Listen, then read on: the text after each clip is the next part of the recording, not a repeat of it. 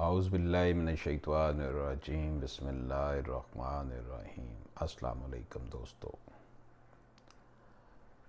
It is duty of court to frame issues from material propositions. To frame issues, court is to find out questions of fact, questions of law, and mixed questions of fact and law from pleading of parties and other material which are produced with pleadings, and parties are to produce their evidence to prove or disapprove frame issues. अदालत का ये फ़र्ज़ होता है कि वो जो भी नुक्ते उठाए गए हैं केस में, प्लीडिंग में, दावा और जवाब दावा में, प्लेंट और रिटन स्टेटमेंट में, उनसे अखज़ करके क्वेश्चन ऑफ फैक्ट्स और क्वेश्चन ऑफ लॉ जो है उनको डिराइव करे और उनको फिर एविडेंस से प्रूफ करने के लिए जो है करवाए। जो रिवीजन्स हैं इस हवाले से, जो टॉपिक्स जो हम देख रहे हैं, रेलिवेंट प्रोविजंस जो हैं इस हवाले से, जो प्रोविजंस हैं, रिवीजन मैंने बोल दिया, sorry. Order 14 rule 1 to 6 of CPC 1908, order 18 rule 2 of CPC 1908, order 20 rule 5 of CPC 1908, order 41 rule 31 of CPC 1908, order 15 rule 1 of CPC 1908। यानी कि जो इशू के फ्रेमिंग है ना, उसमें ऑर्डर 14 शामिल है, ऑर्डर 18 शामिल है, ऑर्डर 20 शामिल है, ऑर्डर 41 शामिल है, ऑर्डर 15 शामिल है। A single material point of fact or law in litigation that is affirmed by one side and denied by the other, and that subject of the final determination of the proceeding। देखिए, ऐसा कोई भी एक point, material point, कोई नुक्ता जिसको एक party कह रही हो कि ऐसा होना चाहिए, दूसरी पार्टी कह रही है कि ये गलत है, डिनाई कर रही है, वो एक किस्म का इशू है कि इसको अब साबित करवाना है किस तरह। अब प्लीडिंग की वजह से वो उसे हमने निकाला है, उस इशू को अब एविडेंस होंगे और उसके बाद डिटरमिन किया जाएगा कि कौन सा फरीक सच्चा है और कौन सा झूठा है। अब यहाँ पर हम बात करते हैं फ्रेमिंग और non framing of issues in case of x part proceedings. अगर मुखालिफ फरीक नहीं आया तो फिर इशू फ्रेम करना या ना करने का मामला। Court should only frame issues when defendant has made his defence against suit through submission of his written statement.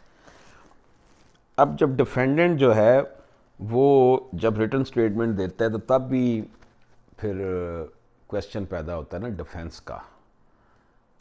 जब आगे से कोई है ही नहीं, डिफेंडेंट ही नहीं है, तो फिर इशू फ्रेम कैसे होंगे। However, court should not frame issues when defendant has not appeared before court and therefore has not made his defense through submission of his written statement। तो जब एक्स पार्ट केस चल रहा हो, मुखालफ में कोई फरीक ना हो, तो फिर अदालत जो है वो इशू फ्रेम नहीं करती, क्योंकि जिसने डिफेंस के लिए आना था वही नहीं आया। अब यहाँ पर मटेरियल प्रोपोजिशन की हम बात करते हैं कि मटेरियल प्रोपोजिशन क्या है। Material proposition are those proposition of law और fact which a plaintiff must allege in order to show a right to sue or a defendant must allege in order to constitute his defense। Material proposition ये होता है दोस्तों कि जिसको plaintiff जो मुद्दई है ना, वो अलेज करता है कि ये मेरा राइट है, और उधर से फिर जो मुद्दा लाया है, डिफेंडेंट है, वो भी अलेज करता है कि ये तुम्हारा राइट नहीं, ये मेरा राइट है। यानी कि उनके दरमियान जब कॉन्फ्लिक्ट पैदा होता है, एक कहता है ये मेरी चीज़ है, दूसरा कहता है नहीं ये मेरी चीज़ है, जब दोनों के दरमियान कॉन्फ्लिक्ट पैदा होगा, डेट इज़ मटीरियल प्रपोजिशन। कि ये एक बंदा कह रहा है ये घर मेरा है, दूसरा कह रहा है नहीं नहीं ये मेरा है, मैंने इसको पैसे दे दिए थे, ख़रीद लिया था। मैं एग्जांपल दे रहा हूँ। तो जो इश्यूज़ हैं वो दो किस्में हैं उसकी, एक इशू ऑफ फैक्ट होता है, एक इशू ऑफ लॉ है, जिसमें से जो फैक्चुअल चीज़ है, हकायक पर मबनी, और एक कानूनी बात। अब हम बात करते हैं कि मकासद क्या हैं इसको इशू फ्रेम करने के। The object of framing issues to ascertain the real dispute between the parties by narrowing down the area of conflict and determining where the parties differ. Object जो है फ्रेमिंग ऑफ इशू का यही है कि ये check देखा जाता है कि इनके आपस में इख्तलाफात क्या हैं, वो मोटे मोटे पॉइंट निकाले जाते हैं। It is duty of judge himself to frame proper issues. Where parties are not satisfied, it is their duty to get proper issues framed. जज का ये फ़र्ज़ है कि वो सही तरीके से इश्यूज़ फ्रेम करे, और अगर पार्टी समझती हैं कि नहीं, सही नहीं किए गए, तो वो उनको जज साहब को एप्लीकेशन दे सकती है कि इश्यूज़ में ये बात मिस की गई है। कौन से ऐसे मैटर्स हैं that must be considered before framing issues? Reading of the plaint and written statement. आप जब भी जज साहब ने ये प्लेंट को पढ़ेंगे, रिटन स्टेटमेंट को पढ़ेंगे, ये बड़ी ज़रूरी है इशू फ्रेम करने से पहले। The court shall read the plaint and written statement before framing an issue to see what the parties allege in it. उसने देखना है कि पार्टीज ने इसमें क्या क्या, किस किस पे ये डिफ़र कर रही हैं। Ascertainment whether allegation in pleading are admitted और डिनाइड। फिर ये देखना है कि जो रिटर्न स्टेटमेंट में किस पॉइंट को माना गया, किसको नहीं माना गया। Order 10 rule 1 permits the court to examine the parties for the purpose of clarifying the pleadings and the court can record admissions and denial of parties in respect of an allegation of fact as are made in the plaint and written statement.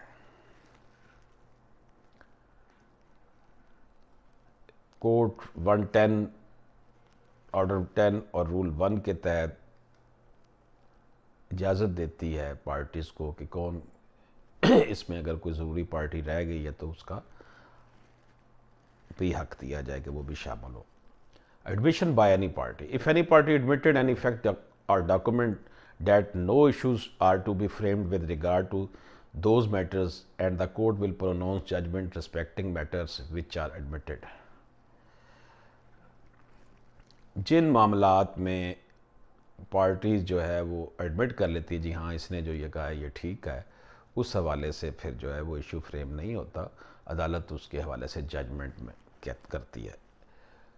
Material proposition की examination. The court may ascertain upon what material propositions of law और fact the parties are at variance. अदालत ये देखती है कि किन मामलात में पार्टीज़ में जो है वो तजाद पाया जाता है। Examination of witness. The court may examine the witness for purpose of framing of issues. Issue frame करने के लिए कोर्ट जो है वो एग्जामिन करती है विटनेसेस को भी, लेकिन सिविल प्रोसीजर कोड में रिटर्न स्टेटमेंट जब आ जाती है तो फिर इशू फ्रेम कर दिए जाते हैं। The court may also in the framing of issues take into consideration the evidence led the suit, where a material point is to not rate raised in pleading comes to the notice of the court during course of evidence, the court can frame an issue regarding it and try it. ये जनाब अगर देख लेती है अदालत के कि कोई ऐसा पॉइंट रह गया है तो उसे कंसिडर कर सकती है विटनेस को देखने के बाद में, यानी एडिशनल इशू भी फ्रेम हो सकता है। Materials on which issue may be framed. अब हम बड़ा इंपॉर्टेंट टॉपिक देख रहे हैं कि कौन सा मटीरियल है जिन पे इशू फ्रेम हो सकते हैं। मसलन एलिगेशन लगाया जाए ओथ पर, allegation made on oath, allegation made in pleading, pleading पर जो प्लीडिंग में जो एलिगेशन किया हूँ, प्लीडिंग क्या है, आपका दावा और जवाब दावा। Allegation made in interrogatories where the plaint or written statement does not sufficiently explain the nature of the party's case, interrogatories may be administered to the party and allegation made in answer to interrogatories delivered in the suit may be the basis of framing of issues. यानी जिनमें clear cut sufficient जवाब नहीं दिया होता parties ने। Contents of documents. The court may frame the issue on the contents of documents produced by either party. जो parties हैं वो जो उन्होंने डॉक्यूमेंट्स दिए होते हैं उनकी बेस पे भी इशू फ्रेम होते हैं। Oral examination of party, issue can be framed on the oral examination of party.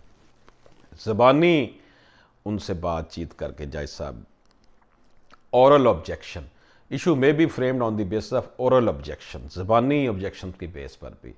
इसमें क्या है जी, अमेंड और स्ट्राइक आउट फ्रेम्ड इशू, कोई जो इशू फ्रेम किया गया है, तनकीहात जो वज़ा की गई हैं उनको अमेंड कर दिया जाता है या उनको निकाल दिया जाता है। तो ये जनाब आपकी खिदमत में कुछ बातें की थी। To conclude, it can be state that issues are of a great importance not only for parties but also for court. Parties are required to prove, disapprove framed issues and not their pleadings. On the other hand, court is bound to give decision on each framed issue. Therefore, court is not to decide these matters on which no issues have been made. ये था जनाब हमारा आज का topic. इजाज़त दीजिए, अल्लाह हाफिज़।